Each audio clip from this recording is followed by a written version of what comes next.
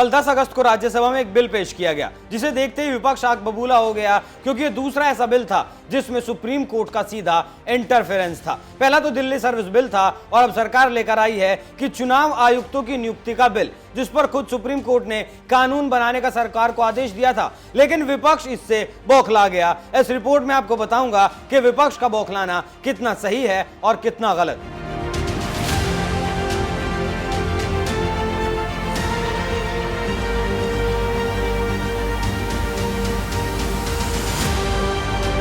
नमस्कार, NMF news देख रहे हैं आप। मैं हूं आपके साथ अभिषेक पुंडीर। जो बिल राज्यसभा में पेश किया गया उससे भविष्य में मुख्य चुनाव आयुक्त और चुनाव आयुक्तों की नियुक्ति पर अब प्रधानमंत्री की अध्यक्षता वाली समिति उसे नियुक्त करेगी। इस समिति में नेता प्रतिपक्ष होंगे, प्रधानमंत्री होंगे और एक कैबिनेट मंत्री इसके सदस्य होंगे। यह विधेयक सुप्रीम कोर्ट की तरफ से मार्च में दिए गए उस आदेश के कई महीनों बाद आया है, जिसमें कहा गया था कि मुख्य निर्वाचन आयुक्त और निर्वाचन आयुक्तों की नियुक्ति के लिए संसद की तरफ से कानून न बनाए जाने तक प्रधानमंत्री, लोकसभा में नेता प्रतिपक्ष और चीफ जस्टिस की सदस्यता वाली समिति की सलाह पर राष्ट्रपति द्वारा इन चुनाव अधिकारियों की नियुक्ति की जाएगी। मतलब खुद सीजेआई ने कहा था कि सरकार इस मामले का हल के लिए कानून बनाए, और जब तक कानून नहीं बनता तब तक प्रधानमंत्री, नेता प्रतिपक्ष और सीजेआई इनकी नियुक्ति करेंगे। लेकिन हाल फिलहाल में कोई नियुक्ति नहीं होनी थी, लेकिन अब जब सरकार कानून लेकर आई है तो फिर विपक्ष बौखला उठा है। और वो क्यों बौखलाया है वो भी सुनिए। क्यों बौखलाया है विपक्ष? जो बिल राज्यसभा में पेश किया गया है, इसमें मुख्य चुनाव आयुक्त और चुनाव आयुक्तों का चयन करने के लिए जो पैनल बनाया गया है उसमें सीजेआई को शामिल नहीं किया गया, और इस पैनल में सरकार को ज्यादा नियंत्रण दिया गया है। जो बिल पेश किया गया है उसमें सभापति, विपक्ष के नेता और एक केंद्रीय कैबिनेट मंत्री, जिन्हें प्रधानमंत्री की तरफ से ही नामित किया जाएगा, सीईसी और ईसी का चयन करेंगे। अगर लोकसभा में कोई नेता प्रतिपक्ष नहीं होगा तो सदन में विपक्ष की सबसे बड़ी जो पार्टी होगी उसका नेता प्रतिपक्ष माना जाएगा। लेकिन विपक्ष ने इस पर हंगामा खड़ा कर दिया। विपक्ष की तरफ से अलग अलग बयान आ रहे हैं। विपक्ष का कहना है कि यह बिल सुप्रीम कोर्ट की संविधान पीठ के आदेश को कमजोर करने और पलटने के लिए लाया गया है। लेकिन बीजेपी का कहना है कि सरकार विधेयक लाने के अपने अधिकार में है, लेकिन फिर से विपक्ष इसका कड़ा विरोध कर रहा है। विपक्ष ने जो आरोप लगाया है उसके बाद इस बिल से सरकार और न्यायपालिका का टकराव बढ़ सकता है, क्योंकि इससे पहले भी हम देख चुके हैं कैसे कॉलेजियम जैसे मुद्दे पर सरकार और न्यायपालिका का टकराव हद से ज्यादा बढ़ गया था। ऐसे में बिल सरकार और न्यायपालिका के टकराव का एक नया अध्याय शुरू कर सकता है। लेकिन बीजेपी के आईटी सेल के प्रमुख अमित मालविया का कहना है, सुप्रीम कोर्ट का फैसला पढ़ें, इसमें वैधानिक तंत्र के अभाव में सीईसी की नियुक्ति के लिए एक अस्थायी तरीका सुझाया गया था। इसके लिए सरकार को एक विधेयक लाने का अपना अधिकार है।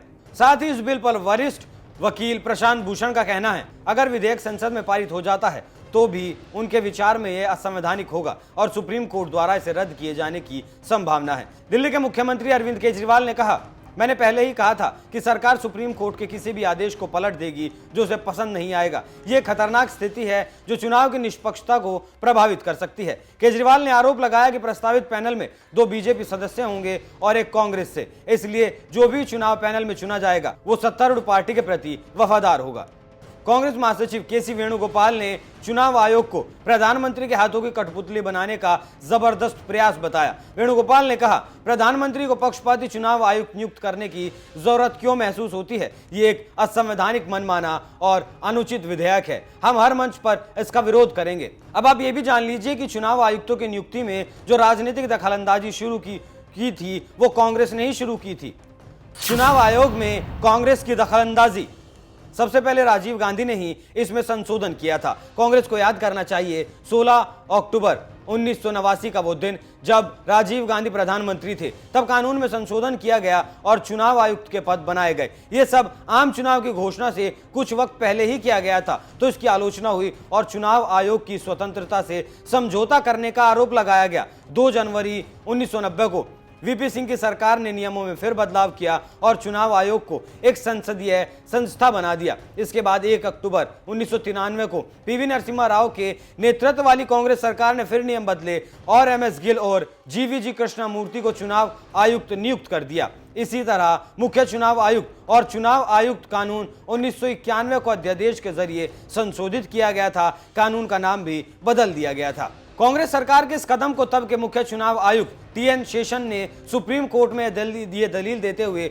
चुनौती दी थी कि ये चुनाव आयोग की शक्तियों को कम करने की कोशिश है। हालांकि सुप्रीम कोर्ट ने उनकी इस अर्जी को खारिज कर दिया था। हालांकि सरकार अब जो बिल लेकर आई है उसे भी आने वाले लोकसभा से जोड़कर देखा जा रहा है, क्योंकि अगले साल चुनाव से पहले चुनाव आयुक्तों की नियुक्ति होने वाली है। फिलहाल जो चुनाव आयुक्त हैं अनूप चंद्र पांडे को, वो अभी 65 साल के हो जाएंगे और उनकी 65 साल की उम्र पूरी होने के बाद 14 फरवरी को उनका कार्यभार पूरा हो जाएगा और फिर इस पद पर नई नियुक्ति की जाएगी, क्योंकि इस विधेयक में कहा गया है कि 65 की उम्र के बाद पद पर कोई नहीं रह सकेगा। जाते जाते आपको यह भी बता दूं कि सीजीआई ने खुद इस मामले पर कानून बनाने की मांग की थी, लेकिन विपक्ष ने इस मुद्दे को सीजीआई वर्सेस मोदी बना दिया है, क्योंकि विपक्ष के बयान भी कुछ इसी तरीके के आ रहे हैं। हालांकि ये मुद्दा सीजीआई वर्सेस मोदी का नहीं है। हालांकि ये भी सच है कि इस विधेयक के बाद चुनाव आयुक्तों की नियुक्ति में सीजीआई का रोल खत्म कर दिया गया है। और जैसे पहले चुनाव आयुक्त सुप्रीम कोर्ट गए थे और उनकी याचिका को खारिज कर दिया गया था,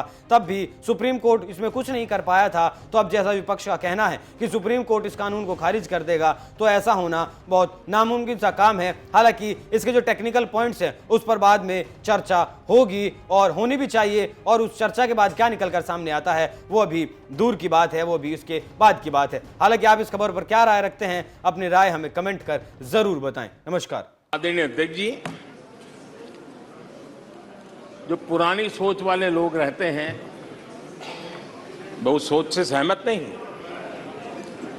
लेकिन वो कहते हैं कि देखो भाई, जब कुछ शुभ होता है, कुछ मंगल होता है, घर में भी कोई अच्छा होता है, बच्चे भी कोई अच्छे कपड़े पहनता है, जरा साफ सुथरा होता है, तो काला टीका लगा देते हैं। आज देश का जो मंगल हो रहा है चारों तरफ, देश की जो चारों तरफ वाहवाही हो रही है, देश का जो जय जयकार हो रहा है, तो मैं आपका धन्यवाद करता हूं कि काले टीके के रूप में, काले कपड़े में निकल के सदन में आकर के आपने इस मंगल को भी सुरक्षित करने का काम किया है। इसके लिए भी मैं आपका धन्यवाद करता हूं।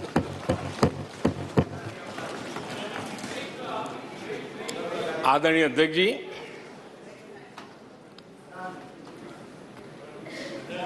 पिछले 3 दिन से भी हमारे विपक्ष के साथियों ने जी भर करके, डिक्शनरी खोल खोल करके जितने अपशब्द मिलते हैं ले आए, जितने अपशब्दों का उपयोग कर सकते हैं भरपूर, पता नहीं कहां कहां से ले आते हैं।